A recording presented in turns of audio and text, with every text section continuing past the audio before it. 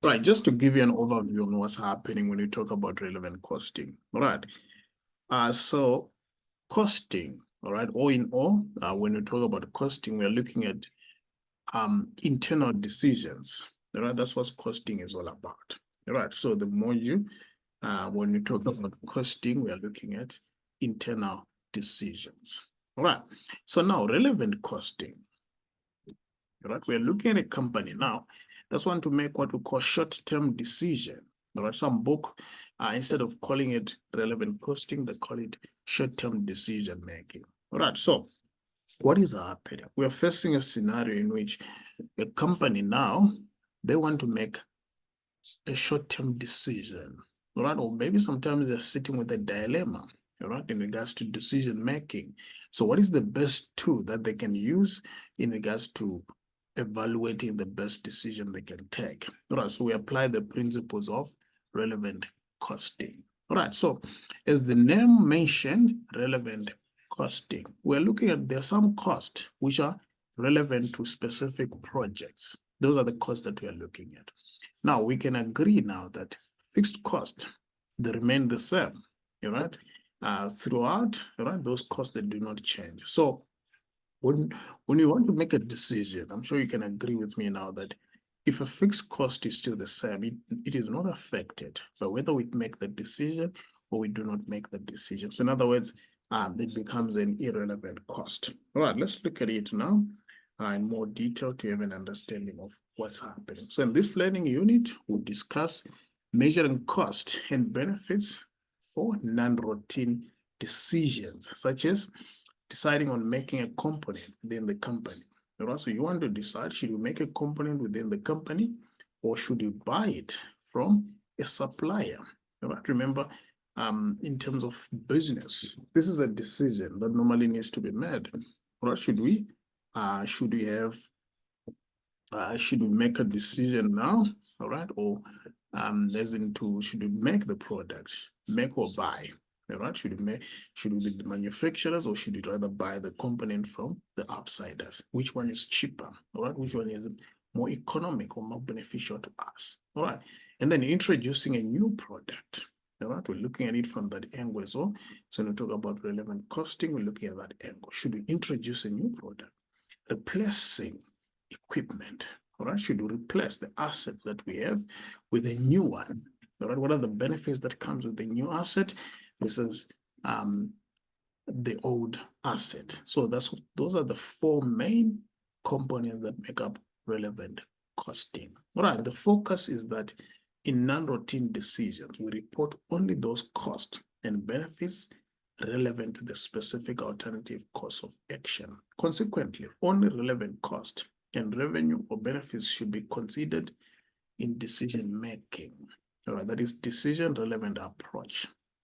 That's why we said earlier on that when you talk about relevant costing, there are some costs that remain fixed, right, that do not change. Those costs now, we do not consider them when we're making short-term decisions. All right, remember, we want to make a short-term decision, but now this decision, we want to decide, should we go with this option, all right, replacing the equipment, or should we continue with the existing one? Now, what do we need to do? If there are costs that appear on both ends, we cannot consider those ones. So rather take into account the cost that fluctuate, right, that change in regards to the decision we make. Those would make us relevant costing. All right, a relevant cost or benefit is a future cash flow. Pay attention to this. All right, so when you talk about relevant costing, we're looking at a future cost or benefit arising or changing as a direct consequence of the decision under review. Now, which means now a cost that you've already paid for, all right, is no longer relevant. Why? Because you've already paid for it. It does not affect the decision that you're about to make. Because whether you take the decision or not, you have already paid for that cost, making it irrelevant cost. All right, to the year module guys, remember on Saturday, all right, we're also looking at it, capital budgeting. You know, the principles of capital budgeting, we look at it as well. We're looking at it in the perspective of future cash flow. right? We're thinking about future cash flow. Any cash flow that's already been paid now becomes a sunk cost or irrelevant cost, right? But we look at it just now, right?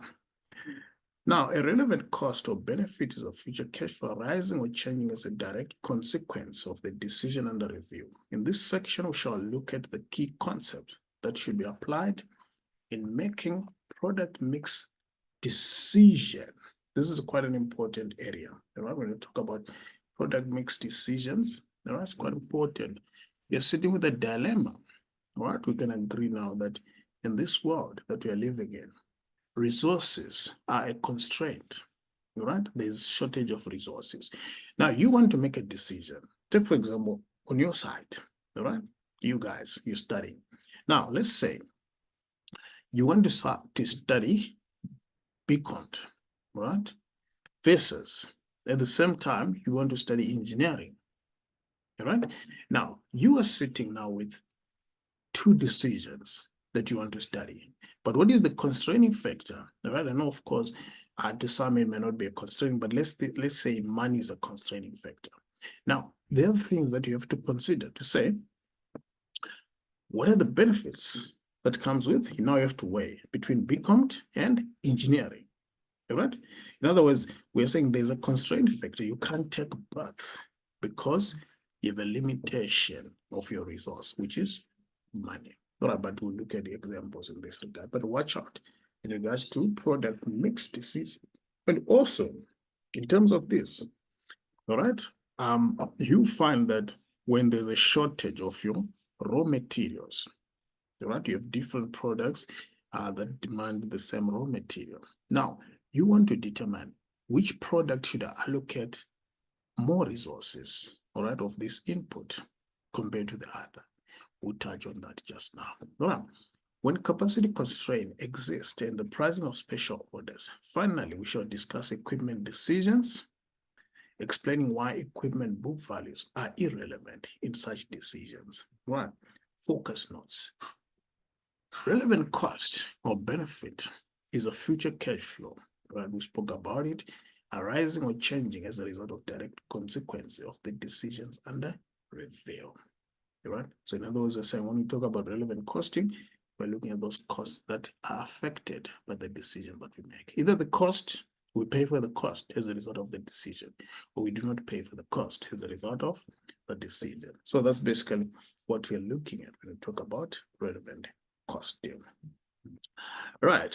Now, you should be able to incorporate term value of money into your relevant costing decisions. That is, consider relevant cash flows.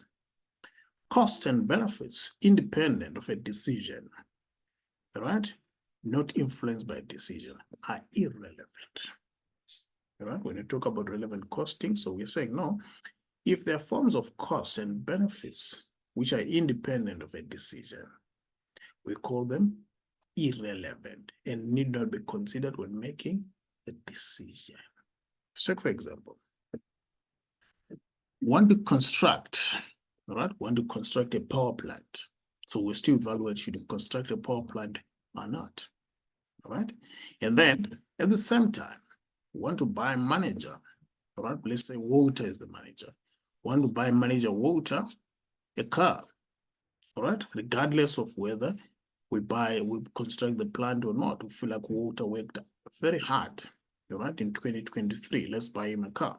Now, do you see in regards to this, that this is an independent transaction? So it becomes irrelevant, even though it's a future cost, all right? But the fact that it's independent from the construction of the power plant, it now becomes an irrelevant cost. All right, only differential or incremental cash flows should be taken into account. Cash flows that will be the same for all alternatives are irrelevant. Sunk cost. Now, what is sunk cost? Sunk costs are cash flows that have already been incurred and are irrelevant for decision making.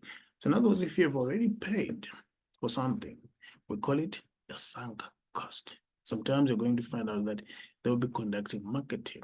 All right? So in regards to this, if you are to conduct marketing in regards to the product, all right, it becomes a sunk cost because you've already paid for it. If you have already paid for the marketing, sunk cost. But if the marketing is to be paid in the future, it's relevant, right? And then committed cost, past and future, cannot be relevant to a manager's decision to improve or maximize profits. Now, what are committed costs? Let's take, for example, you enter into a lease agreement, all right, to rent. You're already renting a building, all right? It's a 3-year lease. Do you agree with me that you're committed to this lease, even though you have not yet paid the rental for the future, all right? But it's a committed cost. Either way, whether we make the decision or not, you're still going to pay the rent. So that makes it what we call a committed cost. All right, so in this case, a committed cost cannot be relevant, all right, because it does not influence the decision about make. All right, then fixed cost are irrelevant cost, except for such cost as incremental and divisible fixed cost. All right, what is an incremental fixed cost? We're looking at those costs now, fixed costs that possibly increase, all right, as a result of the decision. Let's take, for example, rent. We pay rent of 10,000 every month, all right? But now if we take the new project, we're going to need additional space, which will result in the rent going to 15,000. Do you see the 5,000 is an incremental cost, all right? So in this case, it becomes a relevant cost. All right, so basically that's what we have. Then total variable cost, right? Variable costs are often considered relevant cost. I forgot about divisible fixed cost. All right, so divisible fixed cost, these are fixed costs that can be allocated to the project. All right, if you're in a position to allocate the fixed cost to a specific future project, then in that case, it becomes relevant. But in general, in most circumstances, the fixed cost will be an umbrella. It will be for the entire company or the entire division. But if you're in a position to take the fixed cost, then you can say these are the fixed costs that comes with this project only. Then in that case, it can be a relevant cost. All right. Then total variable cost. Variable costs are often considered as relevant cost. Committed variable costs are nevertheless irrelevant to decision making. All right, of course, we spoke about committed cost. The total relevant cost of production is usually the variable cost per unit multiplied by the additional units produced, plus or minus a change in the total expenditure on fixed cost. Now let's look at the decision that we need to make with regards to relevant costing. All right. We have special selling price. There's a special order. All right. So in regards to this, I'm sure now we're switching from winter, right? Winter is ending now. All right. The summer clothes are coming up. So what happens? You find that there's lots of sale, all right, that will be taking place in the shops. Now, but at the same time, we can agree now that the shop also need to consider, are we going to be making profits out of this or not? In as much as there is a sale. So in regards to this now, what do they do? All right, how are they going to come up with a special order price? They use the principle of relevant costing. All right. Then we have product mix decision with capacity constraint. All right. So in terms of this one, now we are looking at a scenario whereby there's a limitation in terms of the resources. So we have different projects, but however now we can't run all the projects, right, to their best capacity because the resource probably that both projects use, the same resource is a limitation. All right, it can be labor. All right, say for example, a company, maybe there's specialized labor, all right, which is a constraint. In other words, there's a shortage of specialized labor. Maybe there's employees who work on both divisions, all right, but now they can work a certain amount of time. So you look at the number of time versus the demand. Will they be able to satisfy all the products? So in this case, we look at a scenario whereby the labor that we have is not able to satisfy all the products. So what do?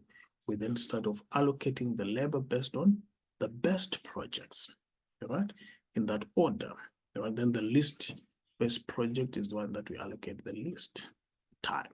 All right, but we look at that. We have an example in regards to this. All right. Now let's look at replacement of equipment. Remember, we spoke about this one. All right. Whereby we are saying we should replace the equipment, all right, with a new one. All right, but what benefit that comes with that? But most cases, the replacement of equipment comes with opportunity cost. All right, what is the cost that comes with replacement? What was the future revenue that we're going to make with the old equipment versus the new equipment? But we'll touch on that. Outsourcing, make or buy decisions. So in terms of this is about business. All right. Should you produce internally or should you buy a finished product? All right. So that's what we look at with regards to outsourcing or make or buy decision. Then we have discontinuation decisions. All right. Should we shut down the operations? But now what happens? All right. I want to shut down the operation. Remember, there's some future cost, all right, that we might incur when it comes to shutdown, probably termination benefits for the employees and so forth. So we look at it from that angle. Now, this slide is quite important, all right? You need to know. Now, guidelines for determine material relevance. If something is purchased in the past, it becomes a sunk cost, all right? Only if it is used and replaced, then use the relevant cost to purchase. So in other words, if we want to replace it, all right, or if we're still using it, can be used in the future, then it can become irrelevant. In other words, if something is purchased in the past, then we decide to sell it, all right, you see, so the selling price of that can be a relevant cost. Then something is ordered or received, but not yet paid, all right, you have already ordered for it. This is a commitment, all right, it's a sunk cost because they're already committed to use, unless if you're able to return the goods to the supplier or regularly used and replaced, then use the relevant cost to purchase. What do you mean by that? So we're sitting with a scenario whereby if the supplier has a policy, they allow you to say, you placed an order, all right, but you can always return the order. Then in that case, it becomes a relevant cost, right? If the item that you purchased or that you have placed an order can be replaced, in that case, it is a relevant cost. All right. And then we have in stock, all right, and no other user present. If you have stock that you already purchased, it's lying idle in the company warehouse, and it doesn't have any other use, the value will be 0 for that item. All right. And then if you have in stock and could be sold directly, so in other words, you have stock, all right, you want to bring that stock to the decision that you want to make, but this stock can be sold directly. In other words, there's a market for that stock. We measure that stock at net realizable value. All right.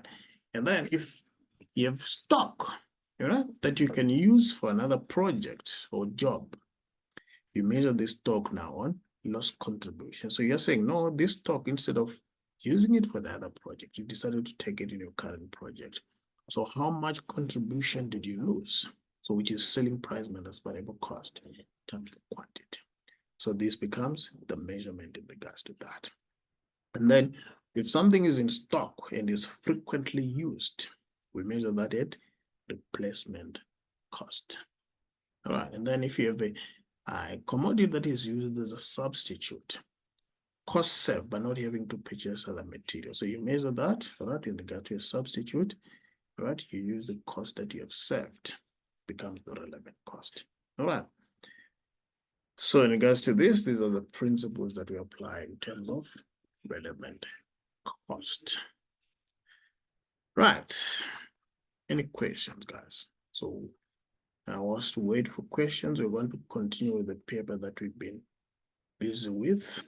All right. Let's see what's happening there. All right. I want us to look at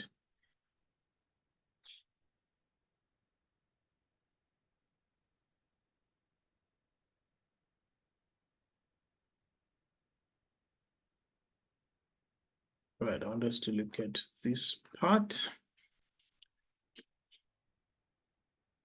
This part. Right. Part E. Right. Any questions, guys, before we get to it?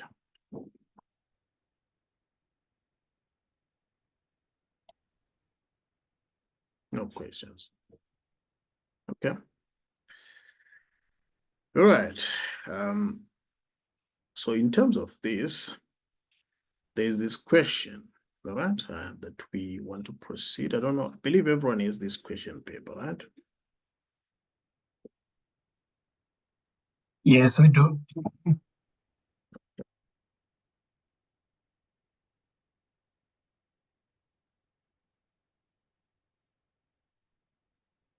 All right.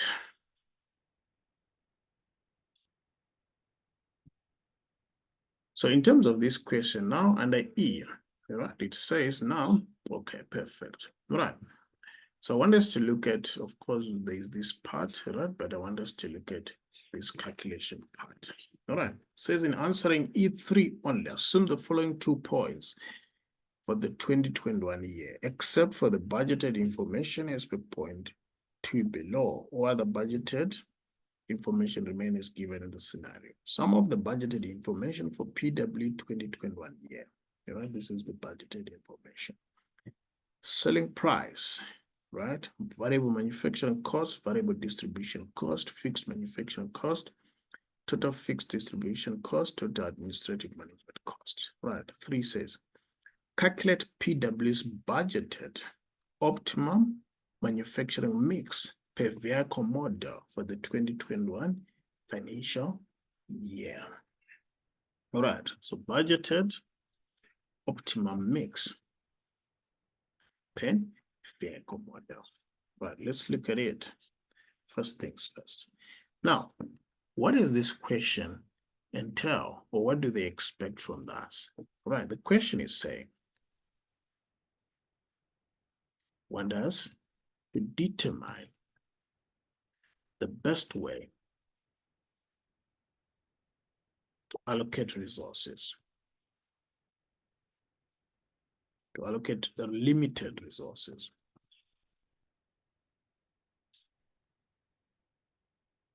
between the different car models.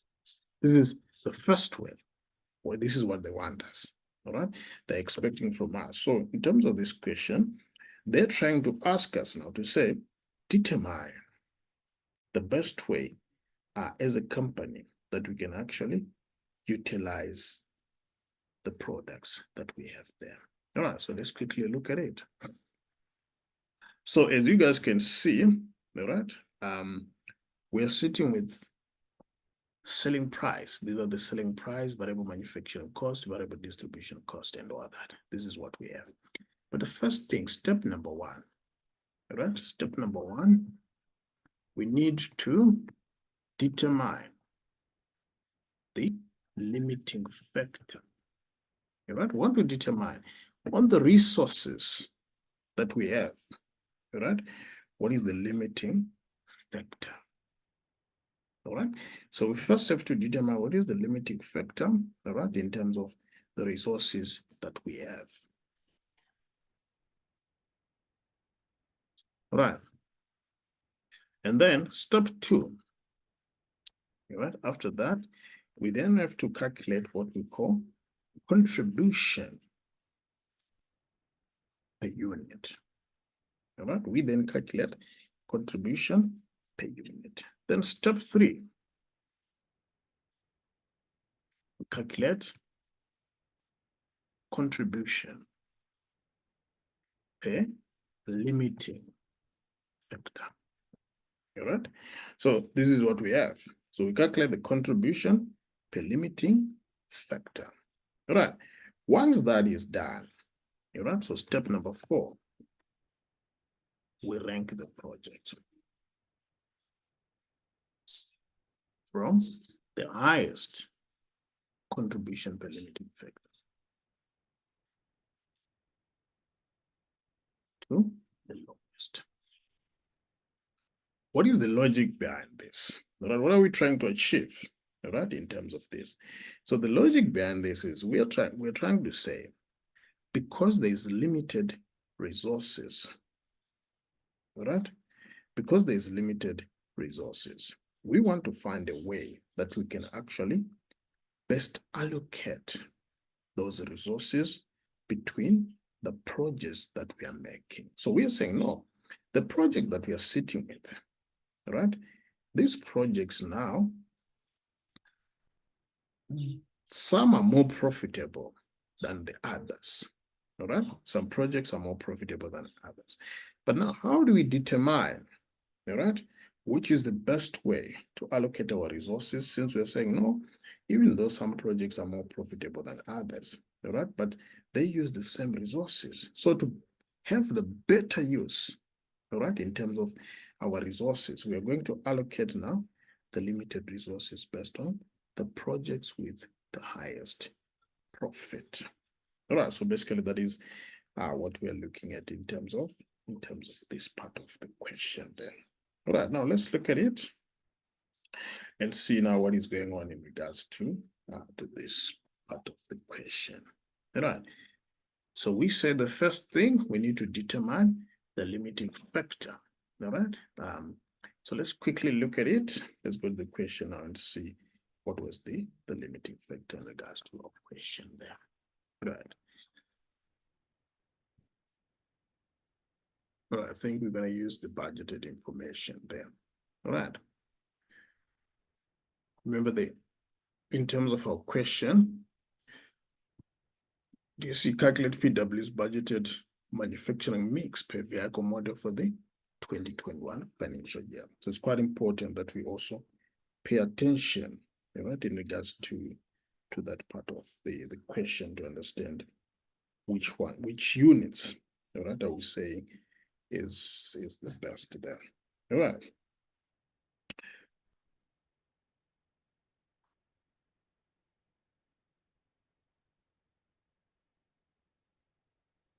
Yeah.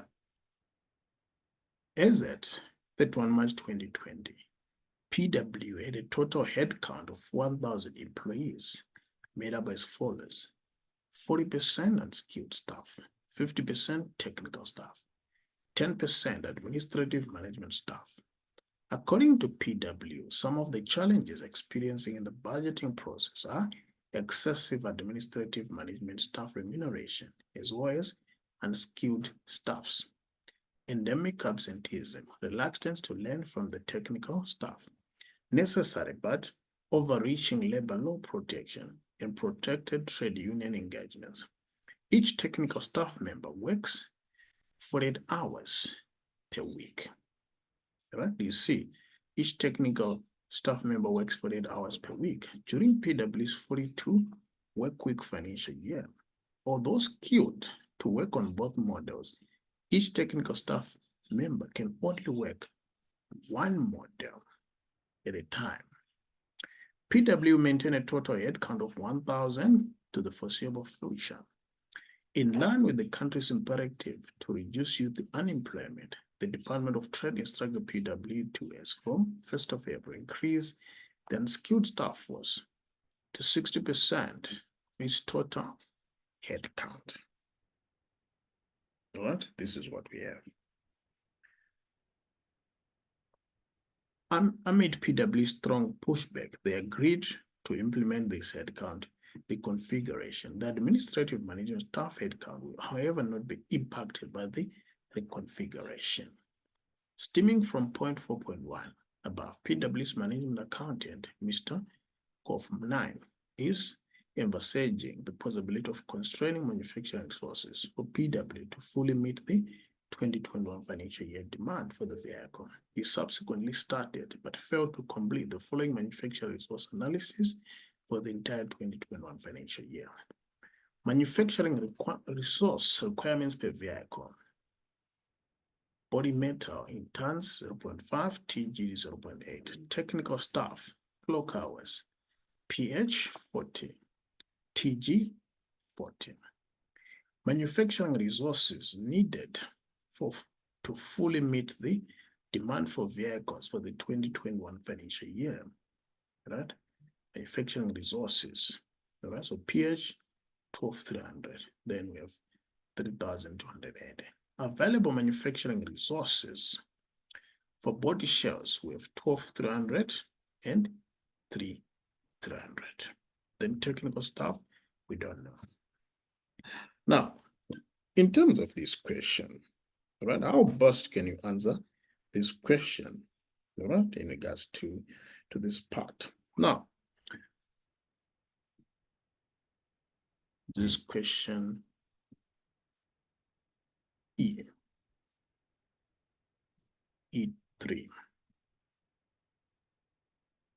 Right. I want you guys to understand something. So we said step number 1, determine limiting factor. Now, in 2022, 21, I mean, the required resources,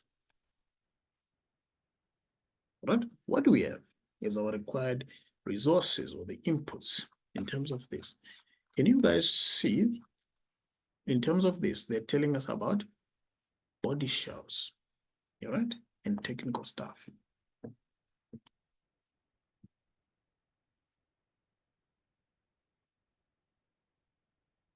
These are the resources that they require in 2021, all right? But now, our body shells a limiting factor, all right? Let's look at it. How much body shells do we need, all right? Do you see manufacturing resources needed to fully meet the demand for vehicle with the 2021 financial year? We need, pH shell needs 12,300, available for 500. Do you see? So body shells not a limiting factor for pH shell, because there's actually excess. Do you see? We need 12,300, but there's 12,500. Then let's look at this one.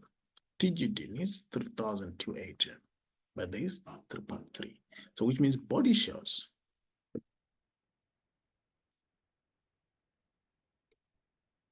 all right? They're not a limiting factor on both. All right. Now let's look at technical hours. All right. If there's a shortage of technical hours. All right. So in terms of this, so in regards to this, what's happening? Now, manufacturing resource requirements per vehicle. All right. So they need 0.3, 0.5, all right, body shell in tons. All right. And then here 0.8. Then pH shell, technical staff clock hours, requirements per vehicle, 25. And then 14. Now, the task that we have at hand now is to determine the number of vehicles that we need to produce based on the budget. But this is where costing becomes a bit tricky, all right? Because now you need to be a bit clever, all right, and understand what is happening in regards to this. You see, so they did not give you the technical clock hours, all right, that you need, all right, to fully meet the demand of the vehicles. But now let's look at it in terms of body shells. So we are told each vehicle requires 0.5 pH-shell, all right? And then the total resources pH-shell needs is 12.3, all right? Do you see? With regards to this, we're in a position to determine the number of vehicles we can make, because we're saying one vehicle needs 0.5 body shell. But now, in total, we need 12,300 body shells for the whole year, 2021, which means now, all right, number of cars that we can make, all right, in regards to this. So we can take, all right, total body shells required, all right, divided by body shell per car. This is what will determine the number of cars that we need. So which means now for pH shell, TGD, So we're going to take, so we have it to say now 12,300 divided by 0.5. And then the other one, we have 32,800 divided by 0.8. This is what will give us the number of cars that we need.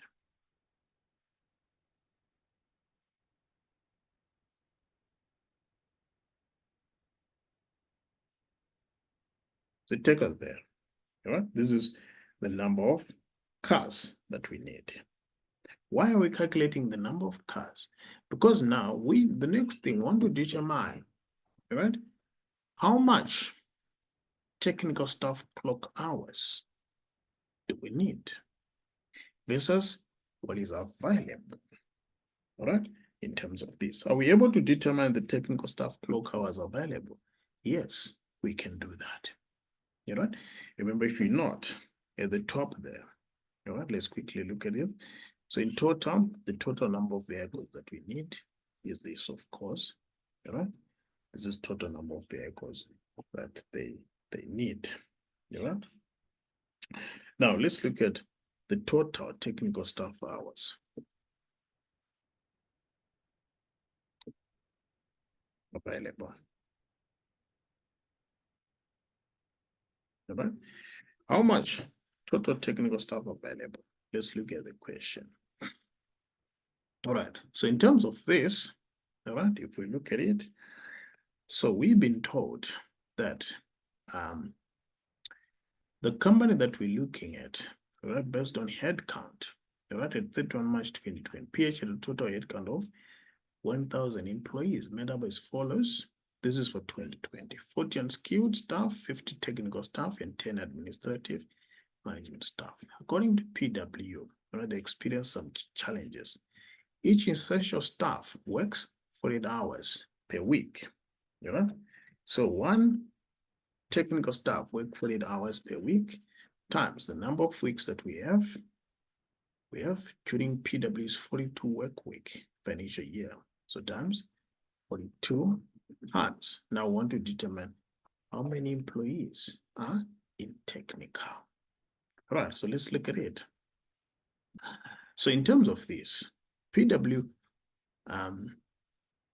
maintained a total headcount of 1,000 for the foreseeable future, in line with the country's imperative to reduce youth unemployment. The Department of Trade instructed PW to, as from 1st of April 2020, increase its unskilled staff to 60%. Do you see? Unskilled staff is moving from 14 to 16. Amid strong pushback, they agreed to implement this headcount configuration. The administrative management staff headcount, however, not be impacted by the reconfiguration, which means now the administrative is remaining at 10%. Do you see? So in terms of this, technical staff is now going to be 100% minus, we saw the unskilled is moving to 60, minus the 10% for administrative, which will give us 30%. 30% of what? 1,000, which will give us 300 employees. So which means the technical staff hours available is 45 times 300. I don't know if there's anyone who's lost there.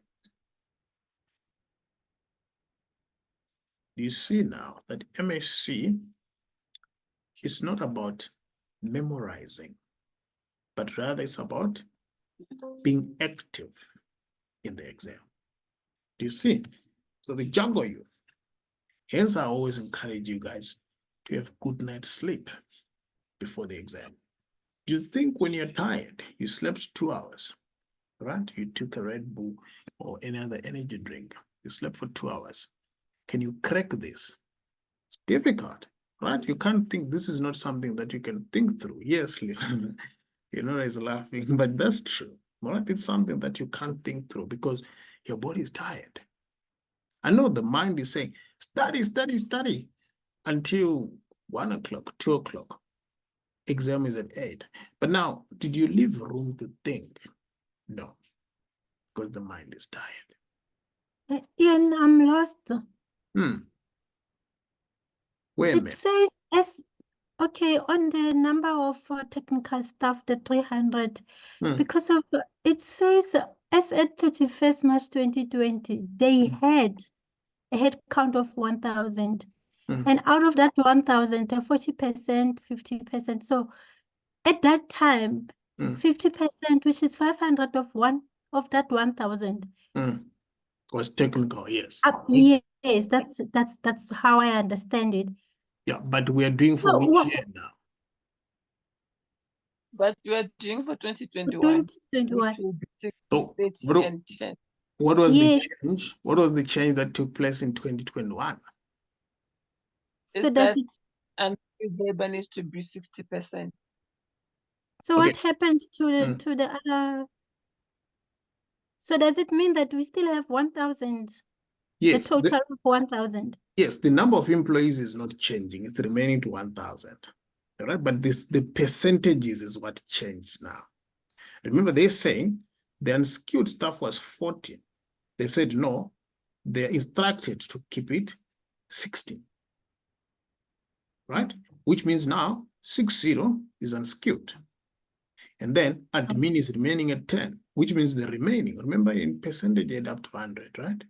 Oh, So okay, fine. 60. No, I get it because of that statement again that says we'll maintain a total head count of 1,000 for the foreseeable future. Okay. Thanks. All Okay. right, perfect. All right, good. And then so that's that. All right, so we have done now the technical stuff. All right, so the number of hours that we have is this. Now, what is required? Technical staff hours. All right. Now let's look at what does each product need. So we have PHL. All right? How much technical staff hours does it demand? So you are told that PHL, all right, in regards to this, manufacturing resources required per hour, per vehicle. So PHL now it needs technical staff clock hours. We need 25. So 25 per vehicle. How much PHL vehicles are we making? You see, we're making 24,600. So in regards to this, so PHL now is going to need 24,600 times, right? The technical staff hours required per vehicle. Check us this. So 24,600 times 25. All right. Then TGD. All right. How much technical staff hours does TGD need? So we're making 1,400 vehicles. All right. And then how many hours do we need per vehicle? 14. So we say times 14. All right. So we have 100 times 14. Take us there. So in total, all right, how much technical staff hours do we need in total? So we're going to need, you see, 779,000. All right. But now we need 779,000. All right. But now, do you see available is 567,000 hours? So there's a shortage. All right, or shortfall. So there's a shortage of what? 567 minus 779,000. All right, which means now. So what is the next step? All right, we need to allocate. All right, remember the company now needs to make a decision. What type of decision is the company going to make? The company is going to say, we need to allocate technical staff hours based on most profitable car model. All right. So we have a shortage of technical staff hours. So it means we have to sacrifice between the production of TGD and PHL. All right. We have to limit the production of one of these two models. But now the first thing is the available technical hours. We need to first allocate it to the car model, which is more profitable to the company. That's the logic now behind this.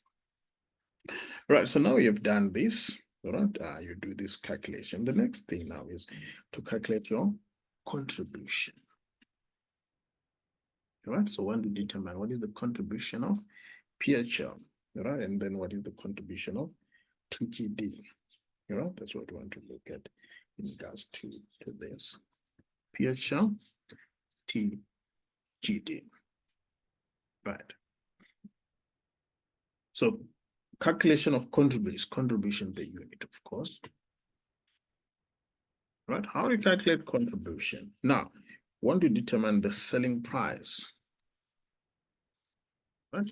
What is the selling price of our products?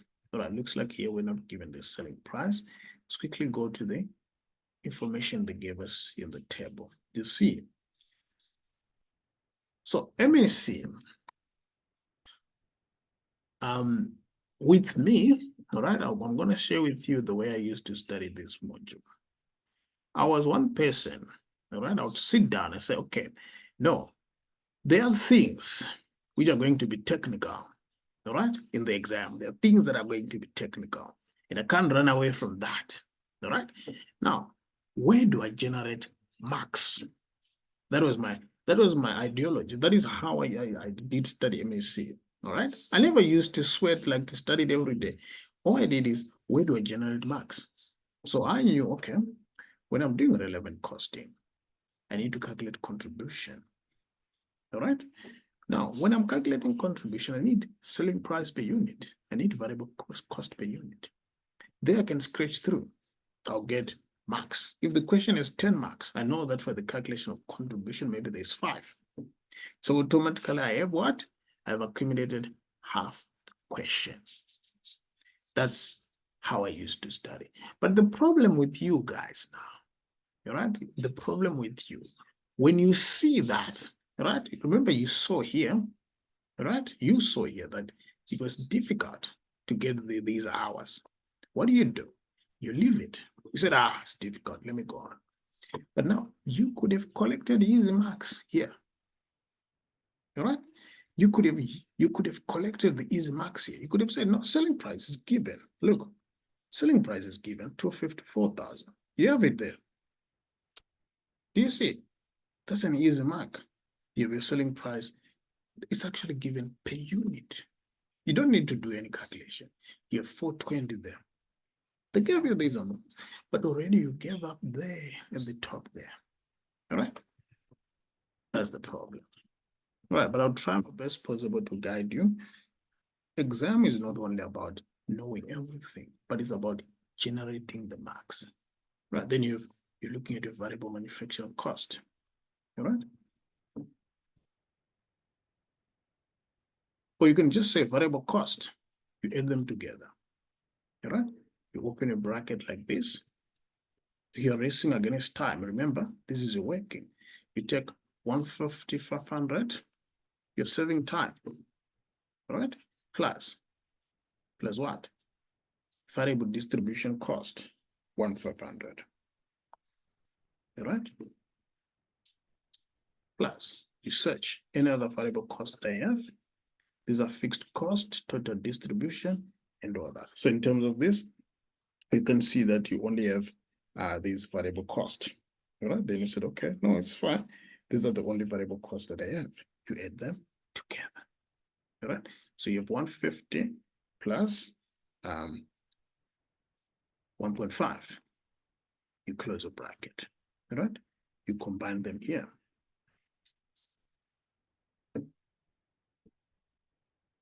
See, you have a variable cost for this product. You move on to the next product. It's such. What is the variable cost? So you're sitting with 260,500 plus 1,500.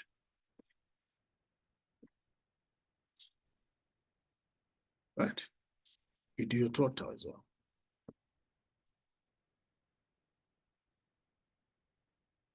Right? Then you net off. You come up with your contribution.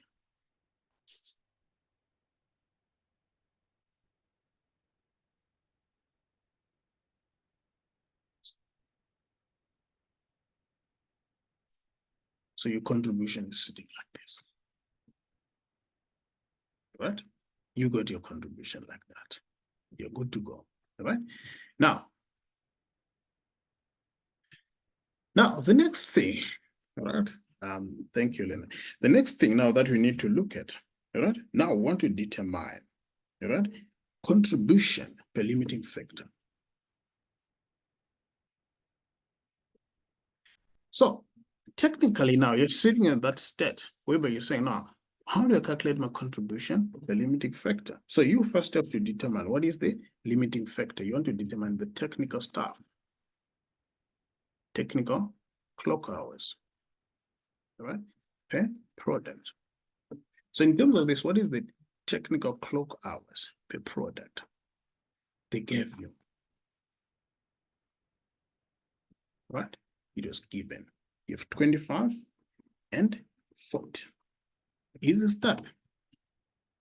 Now, if I tell you that this calculation of contribution per limiting factor, there's a mark. Even if your contribution is wrong, the fact that you did this calculation, all right, they'll give you a mark. Right? 158 to about 40. Doing that, you get an easy mark. All right?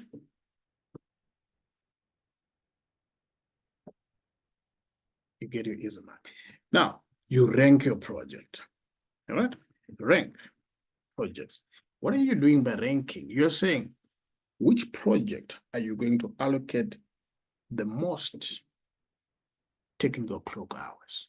You get a mark just for ranking, even if your ranking is wrong. Then what do you mark based on your calculation there? So here, because this one is giving you a high contribution, it means this is more profitable. All right? PHL has the highest contribution, a limiting factor. It means it's more profitable. Do you see that? So you rank this one 1, this one 2. So you're saying, no, on my project, this one I'm ranking it first because it's more profitable. That's what we have, right? Do you see? These are principal marks that you collect in this regard. So you cannot afford now to lose these easy marks. Sit down. Don't cram. You know, one thing about me, I know, of course, sometimes we talk about let's memorize this. All right? I don't believe in that. I believe in saying, let's sit down and reason through things. Let's understand, what are we doing? All right, when you're dealing with this topic, what exactly are we trying to achieve? If you're in a position to answer that question, to say, what are we trying to achieve? Then, regardless of how the examiner tried to twist things, everything will be easy because you know the objective behind this unit. So let's change our mindset. Let us not memorize things, but rather let's have a mindset to say, what am I trying to achieve with this topic? All right. That's the good thing. But now let's proceed. So we have rank our project. Now we want to allocate now. All right. Allocation of technical staff hours between PHL and TGD. Now we saw that PHL, all right, we saw that. So PHL now needs PHL. We saw that PHL needs how many technical staff hours? We did work it out up there. So we saw that PHL needs, it needs 615 technical staff hours. All right? That's what PHL needs. So which means all the hours. So PHL needs 615. All right, we saw that PHL needs 615,000 technical staff hours. All right, and available hours. You see, 567 hours, which means now we allocate 567 67 hours to PHL. Then TGD, because now there's no more hours left, we allocate 0. All right. So in terms of this, then you come back and assess, did I fully answer the question? Let's look at it. Do you see? All right. Calculate PW's optimum manufacturing mix in units per vehicle. Do you see? You feel like you've answered the question. No, you have not fully answered it. Remember, they want it per vehicle. You allocated it in hours. So now you say PHL vehicles. So now you have 567,000 hours. Now, how many vehicles do you make per hour in terms of your budget? So you make 25 PHLs. So you divide now by 25 to come up with the number of vehicles you need. So 567 divided by 25 takes it to this amount. So these are so you're making 22,680 vehicles. PHL vehicles. This is the optimum mix. Then TGD, 0. You answered the question. Any questions, guys?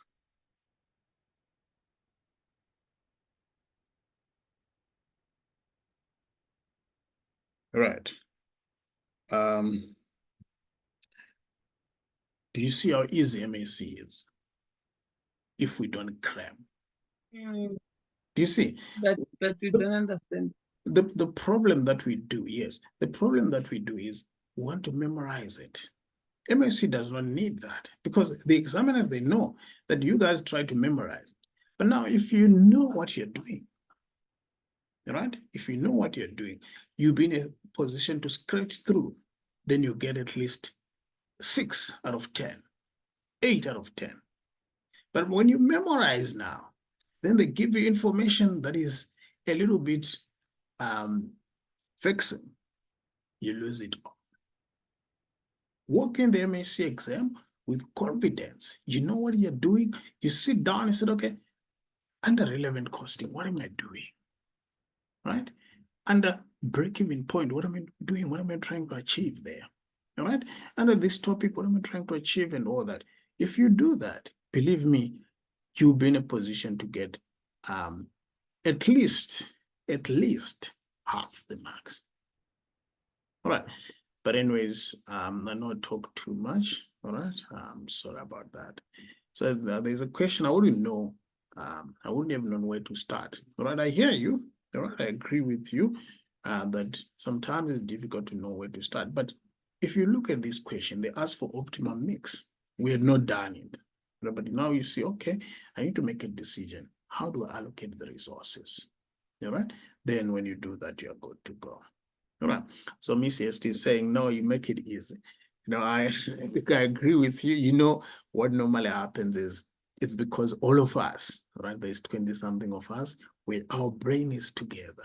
So that's why maybe everyone is using a small part, a little bit of their brain and all that. But now, the next step now is redo this question alone. That's another thing that I notice about you guys. You don't go back to the question that we do together. You look for new questions. But the question remains is, the ones that we have done in class, did you understood what is happening? What you do now is, you go and do new questions. Then they vex you. Then you say, MAC is difficult. But instead of going back to the question that you did together, with me, with your peers, understand it. Then you look for new questions. You see if you really did understood it. That's the best approach that I can give you. Right. Have a good evening, guys. I'll see you guys next week. All right, of course, for costing. All right. Don't worry. It takes a little bit of practice. All right. Believe me, you're not the only one who feels that way. All right. It's one of those modules, but if we practice question with an element of wanting to understand, right? It will become better and better and better. My advice is don't rush into new questions. The question that you do, take time, evaluate it, assess it, what's going on, then you'll be good there. You know, so and do we apply for all mixed questions, the same steps? Yes, it's the same steps. Remember, you're saying that you have to identify if there's a shortage. All right, if there's a shortage, good. Now I have to do my calculation based on those shortages there. All right, bye guys. Bye. Bye. Thank Bye. you. Bye. Bye. Bye. Bye.